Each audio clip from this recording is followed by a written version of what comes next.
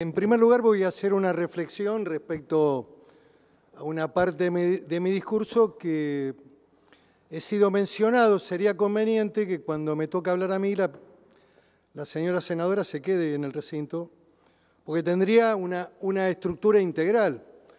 Cuando hablé del caso brasilero, hablé de la proscripción de Lula también. Y hablé de una situación procesal con condena que tuvo Lula y con recurso ante la Corte. Así que le recomiendo que nos escuchemos y siempre hemos tenido una actitud de respeto en lo personal, en lo humano y a su rol como expresidenta de la Nación. Nunca hemos caído en el agravio de decir traidores ligeramente, nunca hemos lastimado a nadie en lo personal. Lo digo porque he escuchado algunas cosas realmente lamentables, donde pierde el sentido del debate. A mí me parece bien escuchar el alegato de defensa, tiene derecho a hacerlo, este es el ámbito público, también lo va a hacer seguramente en el ámbito tribunalicio, pero estamos tratando un tema que es simplemente una medida de prueba. Y la legisladora que yo conocí, allá por los 2001, en el marco de la crisis del Abanelco, a posteriori de esa crisis, que fue una crisis institucional relevante en la Argentina, donde este Senado estaba indudablemente impactado fuertemente por denuncias parecidas a las de ahora, con gran impacto mediático, la diputada en ese momento planteaba fuertemente de que no había que poner ningún tipo de obstáculo a la labor de los jueces. Ninguno. Está en el debate de la Comisión de Asuntos Constitucionales y está en el debate incluso del recinto. Tal es así que la propia diputada en ese momento se abstuvo, porque consideraba que esta ley era una tapadera para que los senadores pudieran zafar y continuar en sus bancas. A ver, la historia a veces muestra a los acontecimientos de una manera o de otra y contémoslo como fueron en la realidad. Y yo no quiero venir acá a debatir con la senadora que me antecedió en el uso de la palabra. La verdad no. Quiero tener una mirada de tipo institucional. Si hace 3 semanas, ella misma hubiera decidido allanarse a la medida de este allanamiento o inspección ocular, porque es dable esperar que difícilmente se encuentre algo consistente en términos de la investigación. No nos hubiera alivianado la tensión sobre el Senado. Y estoy seguro que hubiera sido hasta un hecho saludable desde el punto de vista de su propia defensa personal, de haber dicho yo no tengo nada que ocultar, venga señor juez, haga lo que tenga que hacer, cuídeme el inmueble, hágalo con prudencia, con todos los requisitos y recaudos que además, cuando el Frente para la Victoria estaba ausente del debate, le pusimos en el dictamen, ausente en el debate.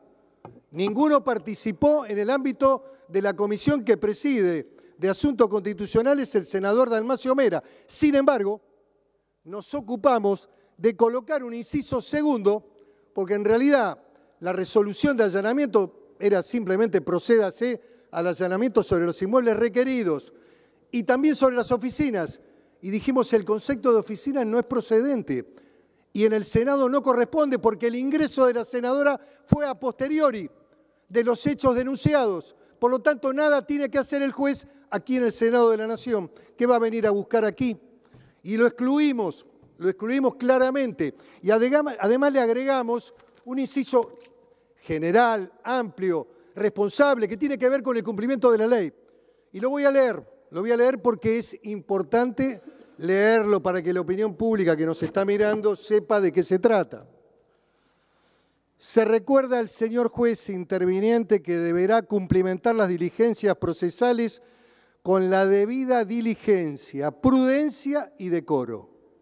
¿Qué quiere decir? Que no haga de esto un efecto mediático, que las cámaras no vayan, todo esto que muchas veces ocurre en la Argentina, sabemos cómo funciona. Tutelando los derechos y garantías constitucionales involucradas, en particular el derecho a la intimidad. los objetos personales, el derecho a la intimidad, no violentar a la persona, no humillarla, como dijo el senador Rodríguez Sá. Lo pusimos ahí. No había ninguno del Frente para la Victoria. Y las defensas que hacen son realmente muchas veces lamentables. Yo no veo a nadie de la estructura juvenil en la Cámara de Diputados que defienda con convicción el tema de los fueros. Nadie defiende nada.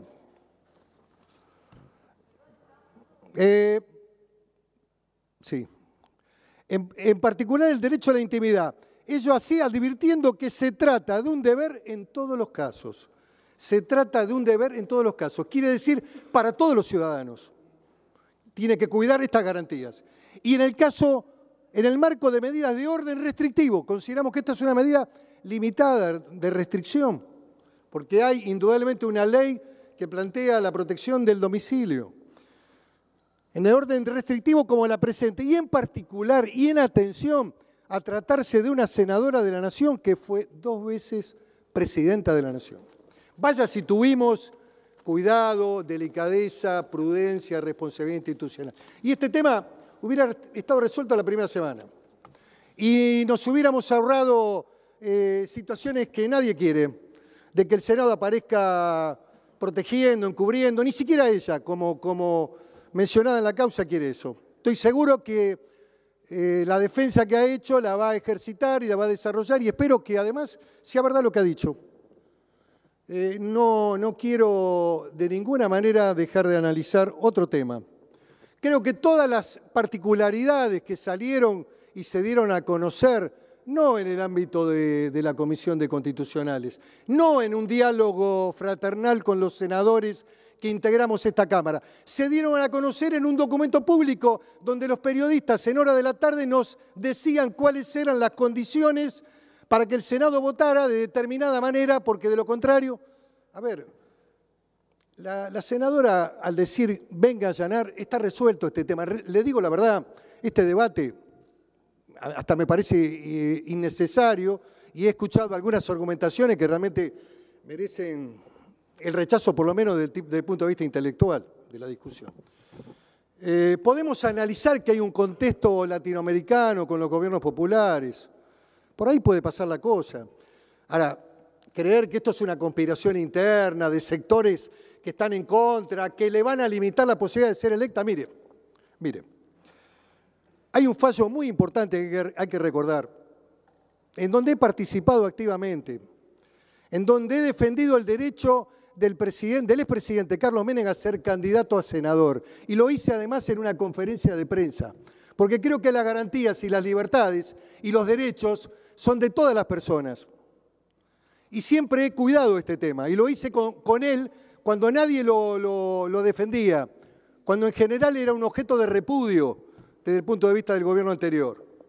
Y cuando el senador Menem se presenta como candidato a senador en la provincia de La Rioja, la Cámara Electoral, en un muy mal fallo, no digno de esa Cámara, que tiene gente con inteligencia y con nivel, y que viene trabajando desde hace largo tiempo y una trayectoria, ese fallo excluye la posibilidad de que Carlos Menem sea candidato. Y presentamos un recurso, hicimos una conferencia de prensa aquí en el Senado. No había muchos senadores acompañándome, Estaba solo en ese momento y sé que tuvo la solidaridad de muchos después que estuvieron y conversaron con él. Y en ese recurso planteamos de que ese fallo de la Cámara era incorrecto, porque no había sentencia firme con principio de cosa juzgada. ¿Qué dijo la Corte? La Corte rechazó el fallo de la Cámara Electoral, lo rechazó, lo descalificó con algunas fundamentaciones, incluso con un rigor judicial, formal, excesivo para mi gusto, y mandó a hacer el fallo a una nueva Cámara Federal, que ratificó los lineamientos de la Corte y dijo: se puede ser candidato en la Argentina hasta que haya sentencia firme con principio de cosa juzgada, porque rige el principio de inocencia. Entonces, quédese tranquila, que seguramente usted va a poder ser candidata en el año 2019, no se haga problema. Y además, ¿sabe qué? No vamos a hacerlo de la Cámara de Diputados. No vamos a hacerlo de la Cámara de Diputados. Que cuando se trató el desafuero de un exministro del gobierno durante 12 años, los diputados no bajaron a dar el debate. Porque yo comparto plenamente el principio de que la pena privativa de libertad, y lo digo ante la opinión pública, y no me preocupan muchas marchas que hagan más, pueden hacer varias más si quieren.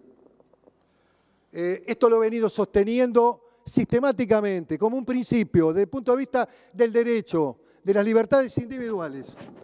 Y si yo hubiera sido diputado, hubiera bajado a dar este debate, porque creo que la prisión preventiva es una pena anticipada, que la regla es la libertad.